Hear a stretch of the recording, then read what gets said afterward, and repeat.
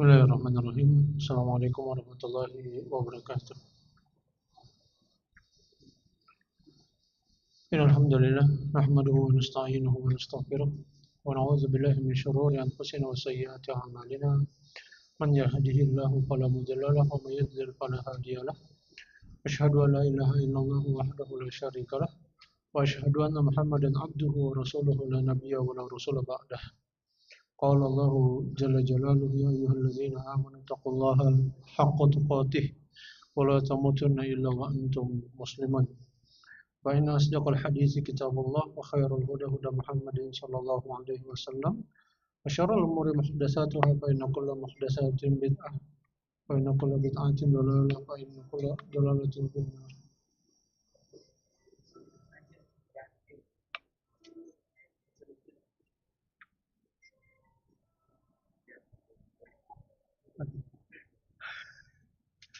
Kesenggol. Nggih. Bapak Ibu yang dirahmati Allah Subhanahu wa taala, ya, segala puji bagi Allah Subhanahu wa taala. Di akhir pekan yang berbahagia ini Allah Subhanahu wa taala masih mengumpulkan kita di masjid yang sama-sama kita muliakan, ya. Di masjid yang kita nantikan keberkahannya dari Allah Subhanahu wa taala. Dan juga salawat serta salam hendaknya kita haturkan kepada junjungan Nabi besar Muhammad sallallahu alaihi wasallam, yang mana beliau merupakan manusia yang terbaik, suri teladan yang terbaik, uswatun hasanah yang terbaik, dan manusia yang kita nantikan syafaatnya nanti di yaumul kiamah kelak. Semoga Allah Subhanahu wa taala memudahkan kita untuk mendapatkan syafaat beliau. Amin ya rabbal alamin. Bagaimana kabarnya Bapak Ibu, sehat? Alhamdulillah sehat nggih. Insyaallah. Saya banyak melihat wajah bersinar-sinar, berseri-seri karena akhir pekan ini Ustaz. Masyaallah. Ya.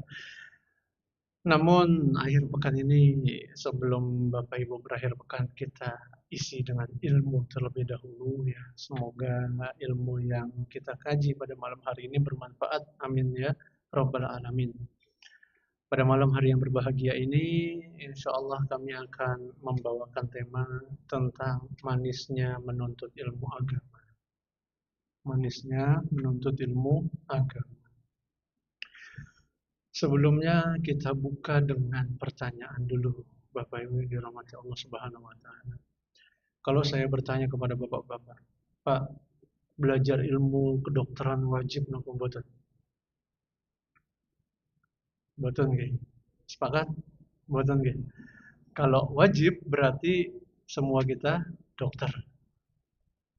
Belajar ilmu teknik wajib mboten? Mboten nggih. Ya, mboten. Karena ada orang yang pekerjaannya bukan di bidang teknik. Ya. Belajar napa boleh? Perawat, bidan, nopo yang lainnya wajib nopo mboten? Perkara-perkara dunia. Jawabannya mboten. Namun ketika saya tanya ke bapak-bapak, Pak, belajar sholat wajib mboten? Wajib. Belajar wudhu wajib mboten? Wajib. Belajar puasa Ramadan? Wajib. Masya Allah. Di sini cukup membuktikan bahwasannya belajar ilmu agama itu wajib bagi seorang muslim. Tanpa perlu saya bawakan dalil, saya bawakan ayat Al-Quran maupun hadis Nabi, secara nalar logika kita sudah membuktikan bahwasannya menuntut ilmu agama itu wajib bagi seorang yang mengaku dirinya muslim. Ditambah lagi saya ingin membawakan dalil dari Nabi SAW. Beliau bersabda, "Thalabul ilmi faridatun ala kulli muslim." Menuntut ilmu agama itu adalah kewajiban bagi seorang muslim.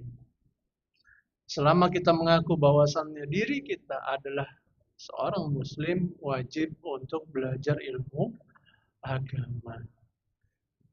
Nah, ilmu agama ini banyak, ya, Bapak Ibu yang dirahmati Allah Subhanahu wa taala, bertingkat-tingkat. Ada yang fardu kifayah, ada yang fardu ain, ada yang sunnah muakkadah, dan yang lainnya. Minimal ya, Bapak Ibu harus belajar tentang yang fardu ain. Yang fardu ain sebagaimana yang tadi kita sebutkan contohnya. Ilmu tentang bagaimana sholat yang benar, bagaimana wudhu yang baik, bagaimana cara membaca Al-Quran, bagaimana berbakti kepada kedua orang tua. Ini adalah ilmu-ilmu fardu ain yang kita wajib untuk mempelajarinya. Dan tidak boleh tidak seorang muslim harus belajar tentang ilmu ini. Bagaimana tata cara sholat yang baik, kita harus belajar. Kita harus belajar. Yang namanya sholat itu diawali dengan takbiratul ihram. Allahu Akbar. Kemudian baca doa istiftah. Kemudian baca Al-Fatihah. Kalau orang sholat tidak baca Al-Fatihah, batal nopo mboten sholatnya. Batal nopo mboten Pak Irwan, batal. Karena Al-Fatihah rukun sholat. Kemudian membaca surat-surat pendek. Kemudian ruku, sujud, ya ruku itu dan sujud dan sebagainya. Kita harus belajar, Bapak Ibu yang dirahmati Allah Subhanahu wa taala. Kita harus belajar mengenai hal ini. Kok Islam itu susah, Ustaz? Kok Islam itu susah, Ustaz? Lebih susah lagi agama yang lain. Lebih susah lagi agama yang lain. Ada sebuah agama yang kalau mau menebus dosa harus bayar. Bayangkan. Coba. Bapak Ibu habis mencuri. Pengakuan dosa harus bayar. Adapun kita agama Islam perlu bayar, buatan. Langsung saja bertaubat kepada Allah, istighfar, kemudian kita bertaubat, berusaha untuk tidak mengulanginya. Bapak Ibu yang dirahmati Allah Subhanahu wa taala, sedemikian penting menuntut ilmu agama. Jadi jangan pernah kita remehkan. Jangan pernah kita menyepelekan. Kok uang bendino di masjid saja. Kok uang kerjanya mau sholat, mau ngaji dan sebagainya. Jangan. Jangan. Karena orang-orang yang demikian ini, Bapak Ibu yang dirahmati Allah Subhanahu wa taala, memiliki banyak keutamaan. Orang-orang yang menuntut ilmu agama memiliki banyak sekali keutamaan. Insya Allah. Dan itu yang akan kita kaji pada malam hari yang berbahagia ini. Di antara keutamaan orang yang belajar ilmu agama, Bapak Ibu. Yang pertama, orang tersebut adalah orang baik. Orang tersebut adalah orang baik. Mana buktinya, Ustaz? Bukankah di pengajian ada orang-orang mencuri, ada orang-orang yang korupsi, dan sebagainya. Minimal, pada saat pengajian tersebut, dia baik. Minimal, pada waktu dia menghadiri pengajian tersebut, orang tersebut menjadi orang baik. Dia tidak melakukan kemaksiatan yang biasa dia lakukan.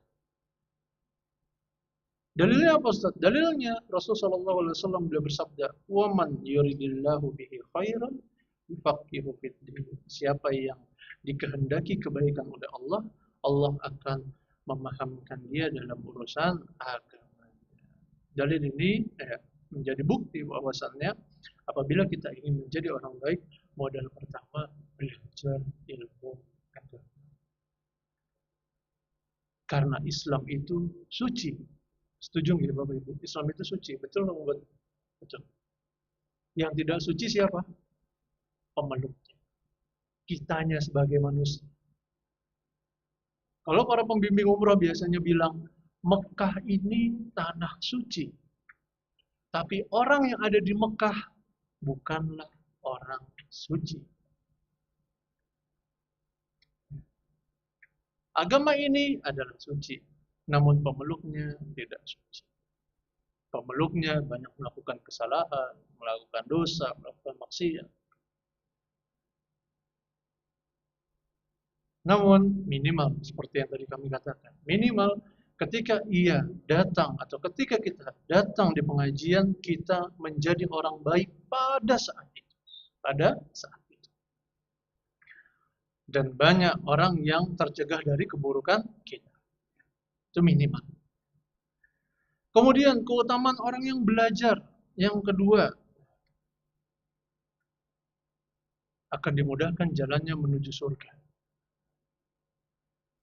Rasul sallallahu alaihi wasallam beliau bersabda, "Man salaka tariqan yaltamisu fihi ilman, sahalallahu lahu bihi tariqan ilal jannah." Siapa yang menempuh suatu jalan dalam rangka menuntut ilmu, maka Allah akan mudahkan baginya jalan menuju surga. Para ulama menjelaskan hadis ini bahwasannya siapa yang mau menempuh jalur alternatif, jalan pintas untuk menuju surga, dia salah satu caranya adalah menuntut ilmu agama. Masya Allah. Siapa yang tidak ingin surga? Gak ada. Semua orang ingin masuk surga. Kalau kita tanya sama orang Kristen, sama orang Yahudi, mau masuk surga? Jawabannya pasti mau. Kalau ada orang yang ditanya, kamu mau masuk surga apa neraka? Kemudian dia jawab, wis aku apapun yang neraka, koncoku akeh. Nah, wong iki rada miring. Ada yang kurang genep. Ya. Karena apa Bapak Ibu? Karena naluri kita sebagai manusia itu mengatakan bahwasannya neraka itu ya hal yang menakutkan. Neraka itu adalah hal yang harus dijauhi seperti itu. Adapun surga adalah hal yang harus dikejar. Ini prinsip kita, ini naluri kita sebagai manusia yang Allah Subhanahu wa taala berikan ke dalam hati kita. Itu yang kedua, Allah akan memudahkan jalannya menuju surga. Oleh karenanya siapa yang mau masuk surga dengan jalan yang mudah, dia harus belajar ilmu. Kemudian yang ketiga.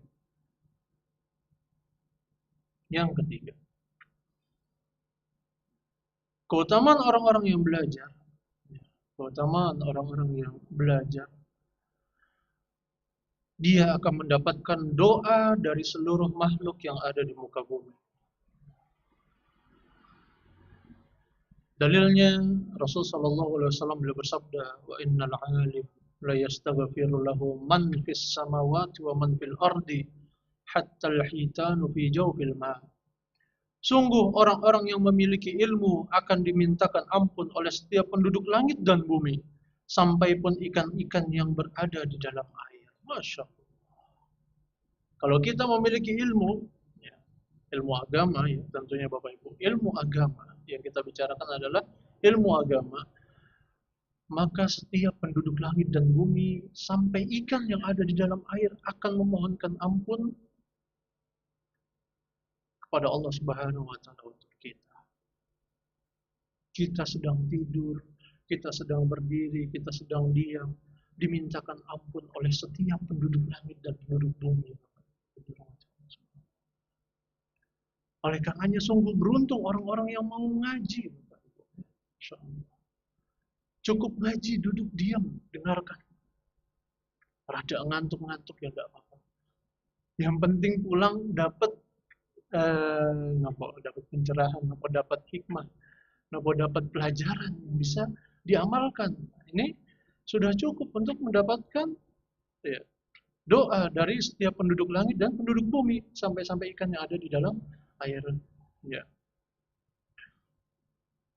Sampai-sampai ya, hewan-hewan yang ada di daratan, di udara, dan semua penduduk langit dan bumi. Masya Allah.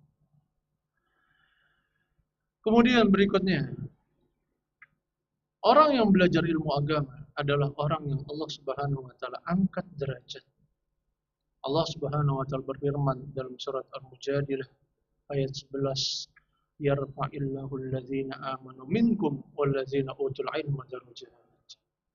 Allah akan meninggikan derajat orang-orang yang beriman di antara kalian dan orang-orang yang berilmu beberapa derajat. Hal ini bisa kita saksikan, Bapak. Hal ini bisa kita saksikan. Salah satu contoh yang sering saya ceritakan kepada para jamaah ialah tentang kisahnya seorang budak Ethiopia yang bernama Atha bin Abi Rabah.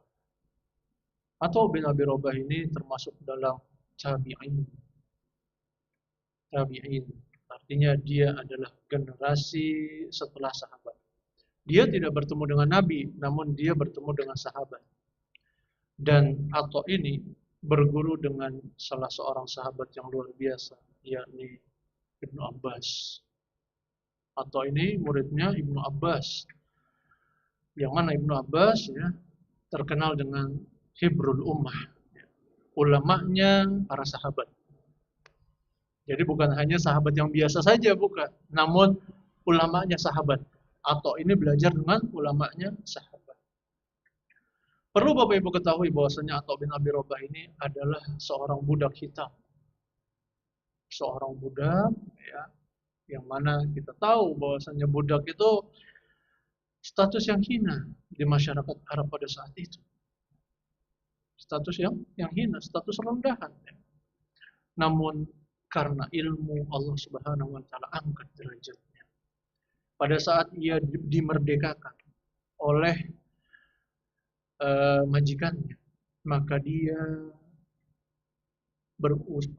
berusaha semaksimal mungkin untuk belajar, untuk fokus belajar, sampai ia mendapatkan kedudukan yang luar biasa di tengah-tengah umat.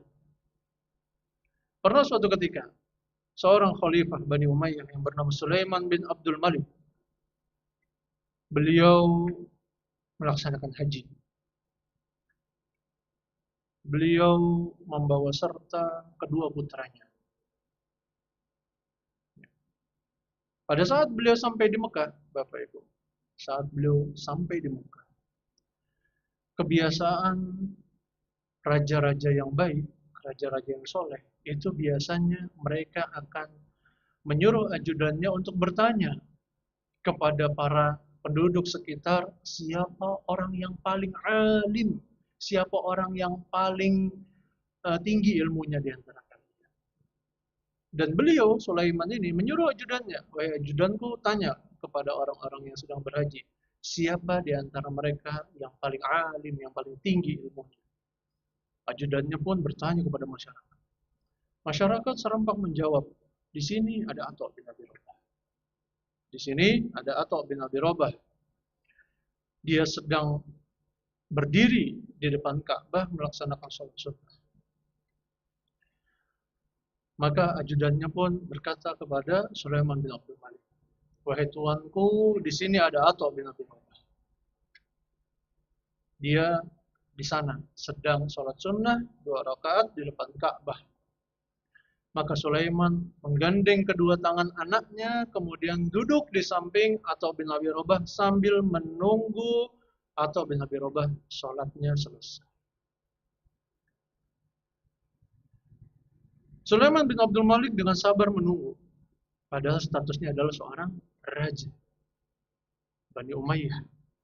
Dia sabar menunggu, dengan kedua putranya pun duduk menunggu di sampingnya Atha bin Abi Rabah. Begitu Atha bin Abi Rabah selesai melaksanakan sholat, salam ke kanan dan ke kiri. Ketika Atha bin Abi Rabah tahu siapa yang duduk di sampingnya, apa yang dilakukan Atha bin Abi Rabah? Apakah langsung sungkem, Masya Allah khalifah luar biasa kok sampai sini dan sebagainya? Tidak. Yang dilakukan Atha bin Abi Rabah, dia membelakangi khalifah. Dia membelakangi khalifah. Sementara saat itu, khalifah terus bertanya tentang manasik haji kepada Atha bin Abi Rabah, dan Atha bin Abi Rabah tetap dalam keadaan membelakangi khalifah, menjawab pertanyaan khalifah. dengan tuntas, dengan jawaban yang memuaskan sekali. Maka setelah episode tersebut selesai, setelah pertanyaan terakhir Sulaiman bin Abdul Malik selesai, Sulaiman bin Abdul Malik berdiri sambil menggandeng kedua tangan anaknya, lalu dia mengatakan, "Wahai putraku, belajarlah kalian. Wahai putraku, belajarlah kalian dan jangan pernah kalian kendur ketika belajar." Artinya, semangatlah kalian belajar. Sungguh pada hari ini, aku tidak akan pernah melupakan kehinaan kita para raja di hadapan budak Ethiopia tersebut. Bayangkan, ma'asyarul muslimin, rahimani wa rahimakumullah, seorang budak yang dulunya budak statusnya sangat hina di mata orang-orang Arab pada saat itu. Dia dimuliakan oleh Allah Subhanahu wa taala dengan ilmu, diangkat tinggi derajatnya oleh Allah Subhanahu wa taala. Sehingga raja pun harus menunggu dia selesai. Bukan hanya menunggu dia selesai, bahkan rajanya pun dipunggungi. Kalau kita saat ini mungkin tidak tahu bagaimana ceritanya ya. Namun luar biasa ya, ulama pada saat itu luar biasa sekali, Masya Allah. Dan memang Atha bin Abi Rabah ini ceritanya luar biasa ya, Bapak Ibu. Sangat luar biasa sekali kalau kita membaca kisahnya Atha bin Abi Rabah bersama para raja, ini luar biasa sekali. Salah satunya lagi ya, kisahnya beliau. Suatu ketika ya, masih bersama Sulaiman bin Abdul Malik ya, Atha bin Abi Rabah ini memberikan nasihat kepada Sulaiman bin Abdul Malik. Ya, wahai khalifah, demikian. Kalau tidak salah satu nasihatnya, wahai khalifah, engkau lahir dalam keadaan sendirian. Engkau akan mati dalam keadaan sendirian. Engkau akan berdiri di padang mahsyar dalam keadaan sendirian. Dan engkau akan menjalani proses akhirat dalam keadaan sendirian. Maka bertakwalah kepada Allah Subhanahu wa taala. Selesai beliau ngomong seperti itu, beliau langsung meninggalkan istana Sulaiman bin Abdul Malik tanpa meminum seteguk air pun. Dan Sulaiman bin Abdul Malik dalam keadaan bercucuran air matanya, ia menyuruh ajudannya, ini ada kantong berisi 1000 dinar. Kasihkan ke Atha bin Abi Rabah. Kasihkan ke Atha bin Abi Rabah. Apakah Atha bin Abi Rabah kemudian menerimanya, kemudian senang-senang dan sebagainya? Jawabannya tidak. Ajudannya ini masuk ke dalam rumahnya Atha bin Abi Rabah. Kemudian ia menawarkan kepada Atha bin Abi Rabah. Atha bin Abi Rabah tidak mau. Kantong dinarnya tersebut ia taruh di lubang rumahnya Atha bin Abi Rabah. Kemudian ajudannya pulang ke istana mengatakan kepada Sulaiman bin Abdul Malik bahwasannya Atha bin Abi Rabah sudah menerima 1 kantong dinar ini. Sulaiman bin Abdul Malik tidak percaya. Lantas dia memanggil Atha bin Abi Rabah. Dia bertanya, apakah engkau menerima 1 kantong yang berisi 1000 dinar? Atha bin Abi Rabah mengatakan, aku tidak pernah menerimanya. Dipanggillah ajudannya. Kamu yang berkata demikian, benar kamu memberikannya? Maka ajudannya pun mengaku. Dia mengatakan, aku tidak memberikannya langsung, akan tetapi aku taruh di lubang rumah Atha bin Abi Rabah. Maka ajudannya ini disuruh mengambil 1 kantong yang berisi 1000 dinar tersebut, dibawa ke hadapan Sulaiman bin Abdul Malik, ternyata isinya masih sama 1000 dinar. Artinya Atha bin Abi Rabah sama sekali tidak mau menerima hadiah dari khalifah. Ma'asyiral muslimin rahimani wa rahimakumullah. Atha bin Abi Rabah adalah salah satu contoh yang luar biasa sekali dalam pembuktian ayat Allah Subhanahu wa taala, yarfa'illahu allazina amanu minkum wallazina utul ilma darajat. Allah akan meninggikan orang yang beriman di antara kalian ya, dan orang yang memiliki ilmu beberapa derajat. Kemudian Bapak Ibu yang dirahmati Allah Subhanahu wa taala, orang yang belajar ilmu agama akan dijauhkan dari laknat Allah Subhanahu wa taala. Rasul sallallahu alaihi wasallam bersabda, "Ala inna dunya mal'unun ma fiha illa dzikrullah wa mawalah wa 'aliman aw muta'alliman." ketahuilah sesungguhnya dunia itu dilaknat dan dilaknat seluruh apa yang ada di dalam dunia ini kecuali orang-orang yang berzikir kepada Allah, kecuali ketaatan-ketaatan kepada Allah Subhanahu wa taala. Wa 'aliman aw muta'alliman. Kemudian orang-orang yang berilmu dan orang-orang yang mempelajari ilmu. Hadis hasan riwayat Tirmidzi. Masya Allah.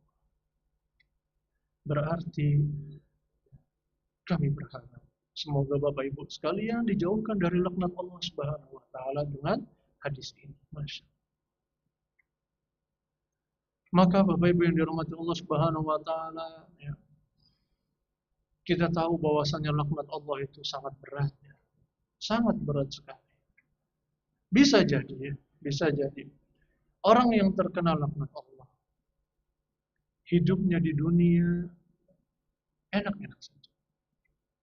Seperti para pelaku riba.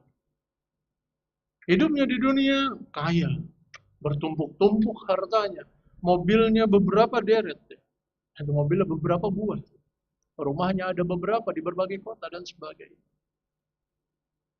Hal tersebut Allah Subhanahu wa taala terus tambahkan kepadanya. Nah, ini termasuk juga bagi kita yang gemar bermaksiat. Namun Allah Subhanahu wa taala kok masih memberikan banyak kenikmatan kepada kita. Kita sering korupsi. Contohnya misalnya, ya. Kita sering korupsi. Tapi kok mata kita masih melihat. Kaki kita masih bisa menjejakkan lantai. Tangan kita masih bisa digunakan. Otak kita masih bisa berpikir. Ketahuilah, inilah yang namanya istidraj. Inilah yang namanya istidraj. Allah berikan kenikmatan terus kepada kita, padahal kita telah lalai dari mengingat Allah Subhanahu wa taala. Kita telah tercebur jauh ke dalam maksiat kepada Allah Subhanahu wa taala. Allah berikan terus kenikmatan sampai kita tidak merasa bahwasannya hal itu adalah dosa, bahwasannya hal tersebut ya akan menjerumuskan kita semakin jauh, semakin dalam ke dalam hukuman Allah Subhanahu wa taala. Dan nanti ya, di hari kiamat Allah akan tegakkan itu semua. Allah akan balas apa yang kita lakukan tersebut. Ini yang bernama istidraj. Artinya diulur sama Allah Subhanahu wa taala. Diulur terus oleh Allah Subhanahu wa taala. Semakin banyak korupsinya, semakin banyak hartanya, semakin bergelimang kemewahannya dan sebagainya, diulur terus oleh Allah Subhanahu wa taala sampai nanti dia bertemu Allah Subhanahu wa taala dalam keadaan merugi. Kemudian seorang yang belajar ilmu agama akan menjadi pahala jariah baginya. Nabi SAW beliau bersabda, "Idza matal insan inqata'a 'amaluhu illa min salas." Jika seorang anak Adam, seorang manusia meninggal dunia, maka pahala amalnya akan terputus kecuali 3 hal. Shadaqatun jariyatun, au ilmun yuntafa'u bihi, au waladun shalihun yad'u lahu. Sedekah jariyah, ilmu yang bermanfaat dan anak soleh yang mendoakan diri. Hadis riwayat Muslim. Masya Allah. Ternyata ilmu yang kita miliki apabila kita ajarkan ya Bapak Ibu bisa mendatangkan pahala jariah bagi kita. Bapak Ibu jangan berpikir bahwasannya saya harus jadi ustadz dulu. Saya harus jadi ustazah dulu kan. Bapak Ibu cukup mengajarkan kepada anak-anaknya. Seorang suami ajarkan istrinya, seorang istri ajarkan suaminya. Seorang anak ajarkan orang tuanya. Ini sudah akan menjadi pahala jariah bagi kita, Bapak Ibu yang dirahmati Allah Subhanahu wa taala. Oleh karenanya sebagian ulama mengatakan mengenai mengajarkan Al-Fatihah kepada anak kita. Ini menarik sekali, ya, ulasan ulama. Jangan sampai anak kita bisa membaca Al-Fatihah dengan sebab orang lain. Karena apa? Karena orang tersebut yang akan mendapatkan pahala jariah dari anak kita selama anak kita melaksanakan sholat sepanjang hidupnya. Selama anak kita sholat ya, 60 tahun, 70 tahun, 80 tahun dia melaksanakan sholat, dia akan mendatangkan, dia akan memberikan pahala jariah kepada orang yang pertama kali mengajarkannya. Oleh karenanya, banyak para ulama mengatakan jangan sampai lisan anak kita bisa menghafalkan Al-Fatihah dari selain diri kita. Artinya yang harus pertama kali mengajarkan Al-Fatihah adalah diri kita. Begitupun masalah sholat, begitupun masalah berwudu. Jadi tugas orang tua berat atau bukan? Berat, Pak. Tugas orang tua itu berat. Yang namanya orang tua itu bukan karena usianya, bukan sekedar karena usianya yang lebih tua dari anak-anaknya, bukan. Yang namanya orang tua adalah seorang yang tugasnya mendidik, ya, membina generasi agar generasi tersebut jadi lebih baik. Kemudian, di antara keistimewaan orang yang belajar ilmu agama, yakni orang yang belajar ilmu agama akan dicatat pahala haji untuknya. Dari Abu Umamah radhiyallahu taala anhu, Nabi sallallahu alaihi wasallam beliau bersabda, "Man goda ilal masjid la yuridu illa ay yata'allama khairan aw yu'allimahu, kana lahu ka ajri hajjin tamman hajjatuhu." Siapa yang berangkat ke masjid tidaklah yang ia niatkan kecuali untuk belajar ilmu agama atau mengajarkan kebaikan, ia akan mendapatkan pahala haji yang sempurna hajinya. Hadis riwayat Tabrani dalam kitabnya Al-Mu'jam Al-Kabir, dan Syekh Al-Albani mengatakan hadis ini hasan sahih. Masya Allah.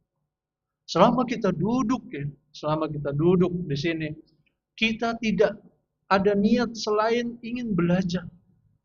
Pokoknya saya duduk, meneng, diem, ya. Pengen belajar agama, pengen belajar kebaikan, maka Allah akan mencatat, ya, duduknya kita mendapatkan pahala haji yang sempurna haji. Masya Allah. Lantas apakah orang yang belajar ilmu agama itu rugi? Jawabannya, orang yang belajar ilmu agama tidak akan pernah merugi.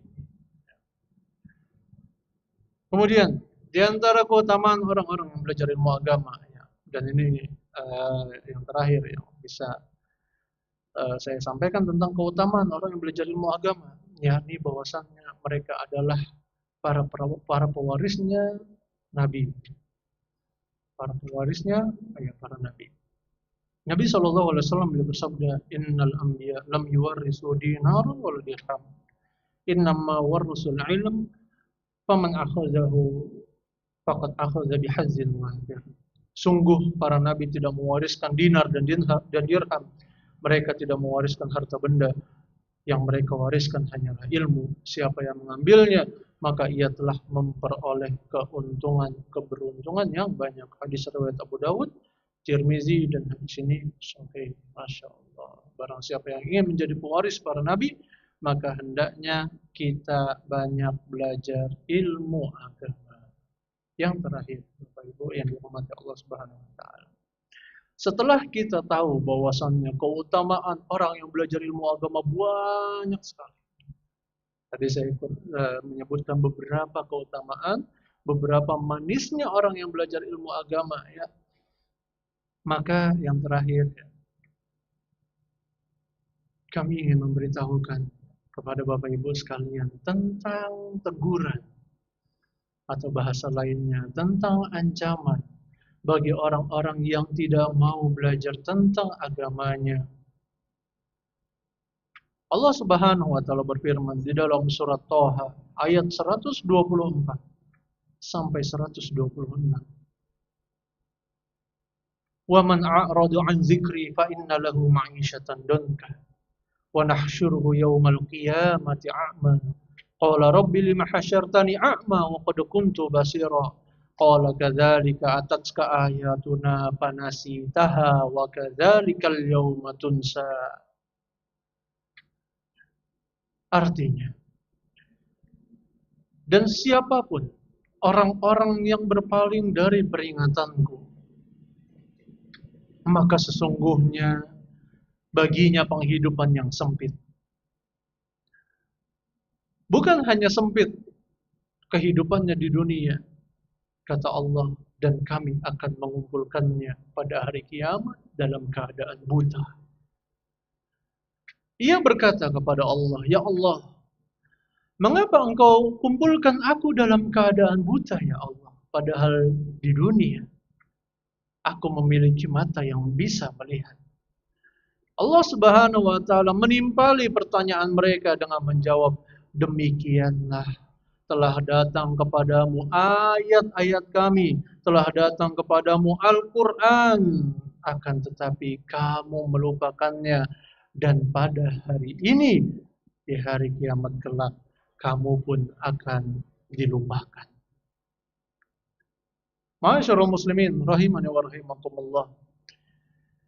Seorang ulama besar, seorang profesor di bidang tafsir Al-Quran yang bernama Syekh Profesor Dr. Hikmat bin Bashir bin Yasin, ya, salah satu guru besar Fakultas Al-Quran di Universitas Islam Madinah. Beliau menafsirkan ayat ini bagus sekali.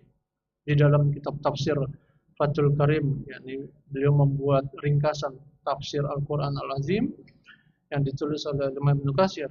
Beliau mengatakan seperti ini. Dan barang siapa yang berpaling dari peringatanku, artinya, dan siapa orang-orang yang menentang perintahku dan apa yang aku turunkan pada Rasulku. Mereka adalah orang-orang yang melupakan Al-Quran dan melupakan hadis-hadis Nabi SAW. Bahkan mereka mengambil petunjuk dari selain keduanya. Maka bagi mereka penghidupan yang sempit, maknanya di dunia mereka akan mendapatkan penghidupan yang sempit. Meskipun, kata beliau, meskipun dia di dunia mendapatkan kehidupan yang nikmat, pakaian serba ada, makanan yang ia makan, makanan yang ia mau tersedia baginya, rumah yang ia tempati sangat nikmat, sangat nyaman. Akan tetapi, kata beliau, sungguh hatinya tidak memiliki keyakinan, hatinya tidak mendapatkan petunjuk dari Allah Subhanahu wa taala. Bahkan hatinya selalu ada dalam kekhawatiran, kebingungan, dan keraguan. Dia terus-menerus dalam keraguan di dalam dunia ini.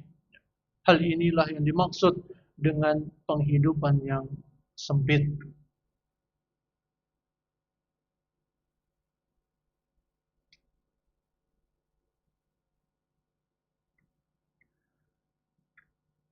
Kemudian lanjutannya ayat, dan kami akan mengumpulkan pada hari kiamat dalam keadaan buta. Ya, maksudnya adalah, kata Imam Mujahid, kata Imam Abu Saleh, bahwasannya orang ini tidak memiliki alasan di hadapan Allah Subhanahu wa taala, tidak bisa membela dirinya di hadapan Allah Subhanahu wa taala atas semua yang ia perbuat di dunia. Bisa juga maknanya ialah ia dibangkitkan atau dikumpulkan di dalam neraka dalam keadaan buta penglihatannya, juga buta hatinya.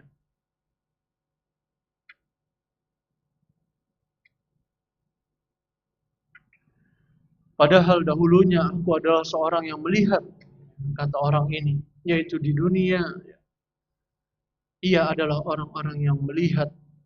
Pada saat di dunia dia memang memiliki mata, namun mata yang dia miliki tidak digunakan untuk merenungi ayat-ayat Allah Subhanahu wa taala.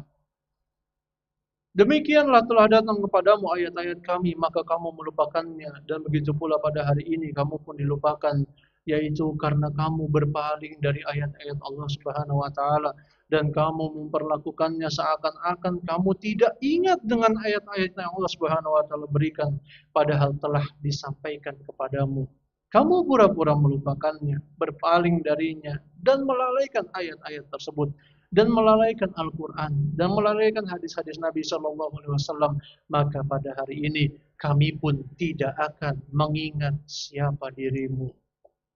Masyaallah muslimin rahimani wa rahimakumullah. Ayat yang tadi kami bacakan adalah ancaman yang sangat serius bagi orang yang tidak mau belajar ilmu agama. Bagi orang yang merasa bahwasanya saya nggak butuh dengan ilmu agama. Ayat ini adalah ayat yang berisi ancaman serius. Oleh karenanya, Bapak Ibu yang dirahmati Allah Subhanahu wa taala, Dari majelis yang mulia ini, kami mengajak kepada Bapak Ibu sekalian, mari kita belajar ilmu agama kita. Kita belajar sedikit demi sedikit. Ustadz, saya sudah tua, enggak apa-apa, sedikit demi sedikit. Yang penting kita belajar. Begitupun anak-anak muda, Ustadz saya nggak punya waktu. Ketahuilah anak-anak muda, ketahuilah anak-anak muda, mereka ulama-ulama besar adalah mereka yang mengorbankan masa mudanya untuk apa? Untuk belajar ilmu agama. Sehingga tidak ada alasan bagi anak-anak muda untuk tidak belajar. Demikian yang bisa kami sampaikan. Semoga yang sedikit ini bermanfaat. Mari menuntut ilmu Bapak Ibu. Mari belajar agama. Mari belajar ilmu agama. Ilmu tentang agama yang kita anut. Ilmu tentang agama yang sekarang kita jalani. Mari kita belajar. Demikian yang bisa kami sampaikan. Semoga yang sedikit ini bermanfaat bagi diri kami pribadi dan bagi jemaah sekalian. Sallallahu ala nabiyyina Muhammad wa ala alihi wasallam. Akhir da'wana alhamdulillahirabbil alamin. Ya, kita tutup dengan doa kafaratul majelis. Subhanakallahumma rabbana wa bihamdika asyhadu an la ilaha illa anta astaghfiruka wa atubu ilaik. Assalamualaikum warahmatullahi wabarakatuh.